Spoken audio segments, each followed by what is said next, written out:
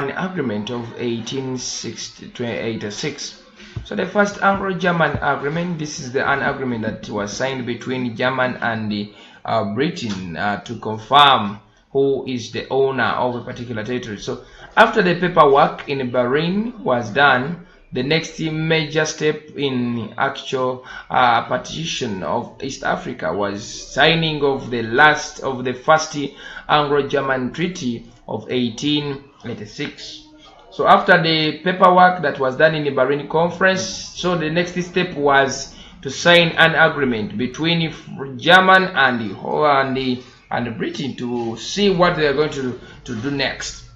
At first, Britain was not interested in signing this agreement with Germany. It was not interested, but with the conflicts that they had, Britain had to accept, and they signed this agreement. So Karl Peters, a German, had signed treaties with the African chiefs like Mwanga of Uganda and the chief of Wanga Society, but he went ahead to sign the first agreement with the British. So this is the agreement that we're going to look at, that Anglo-Germany agreement that was between Germany and Britain, and it was signed in 1886.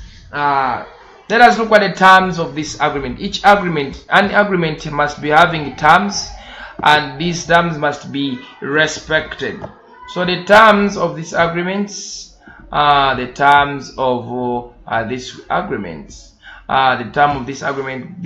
terms. East Africa was to be divided into two, from the coast up to Lake Victoria. So these European countries had to divide East Africa into two, from the coast up to Lake Victoria. East Africa had to be divided. Another one, the southern part was to belong to Germany, and the northern part was to belong to Britain. So after dividing East Africa into two, having the southern part and the northern part, then southern part was to belong to Germany, and the northern part was to be in the hands of the British. So Germany was not allowed to go and occupy the northern parts, whereas Britain was not allowed to go and occupy the southern parts that belonged to Germany. So the islands of Zanzibar, Pemba, Mafia, Bravia, and Mogadishu, all on the Indian Ocean, were to belong to the Sultan of Zanzibar. That's why when Said went to Zanzibar with his capital, he owned Zanzibar, Pemba, these islands that he later on established what they call clover plantations in those areas. So both Germany and Britain were not to interfere with the areas under the Sultan of Zanzibar. So any area that was under the dominance of the Sultan of Zanzibar, like the islands of Pemba, Mafia, among others, the British and the German were not allowed even to come close to those areas. So claims over the Kilimanjaro district were to be settled between the two powers, because it had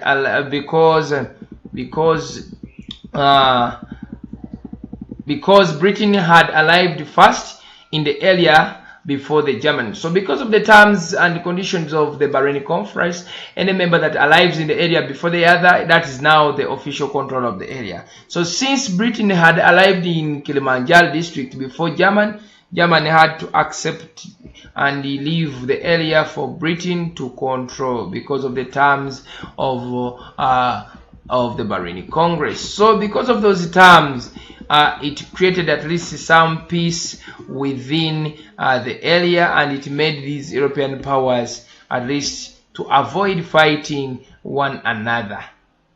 So when you look at the first Anglo-German agreement, there was a second Anglo-German agreement that was signed in 1890, and it also had the terms and the conditions that were that were supposed to be respected by all the members. So it was signed in July 1890. That's the second Anglo-German agreement, and came to be known as the Heligoland Treaty. This gave Africans the Heligoland to own land and etc.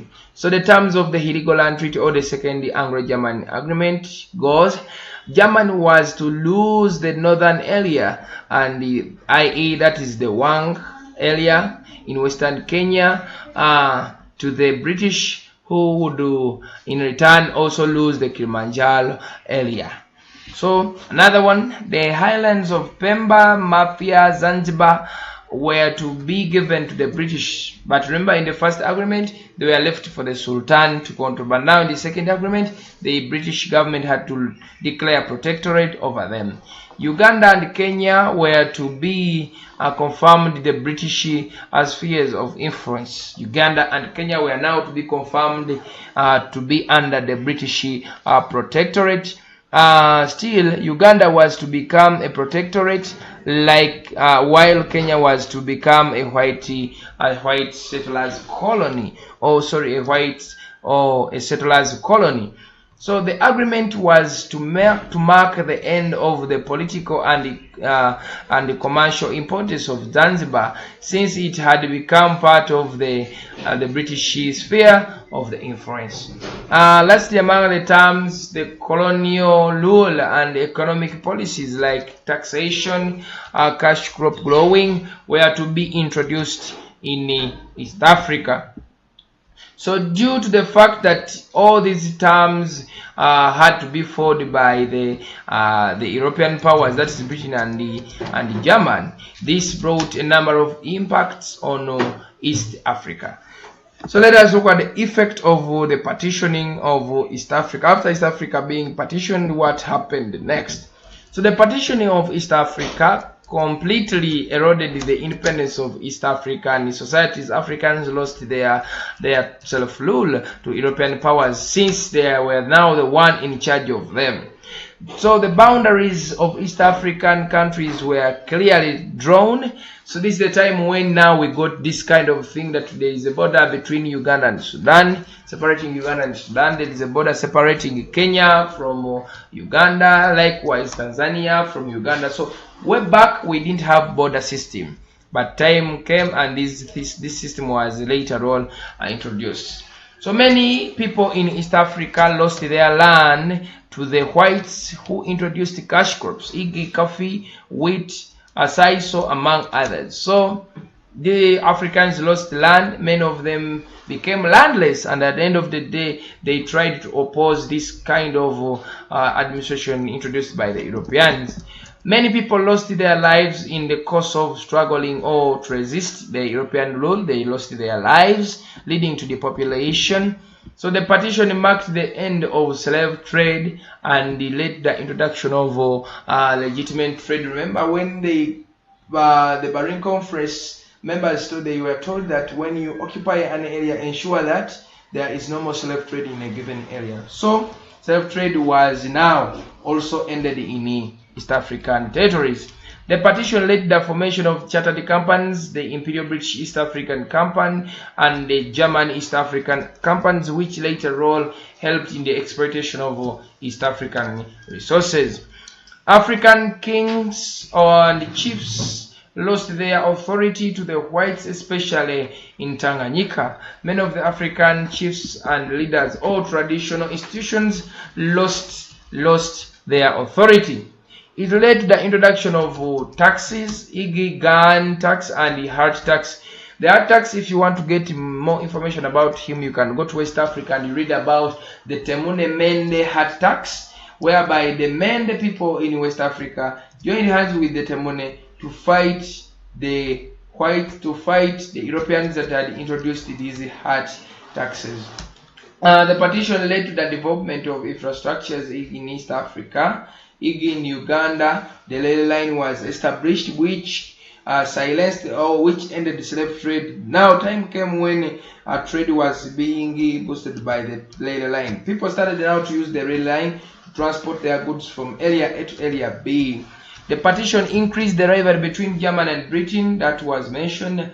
The partition accelerated or increased the missionary work in East Africa. Now this time round, at least it was easy for the missionaries to carry out their work in East Africa. Lastly, though there are many, as we may see there are many impacts.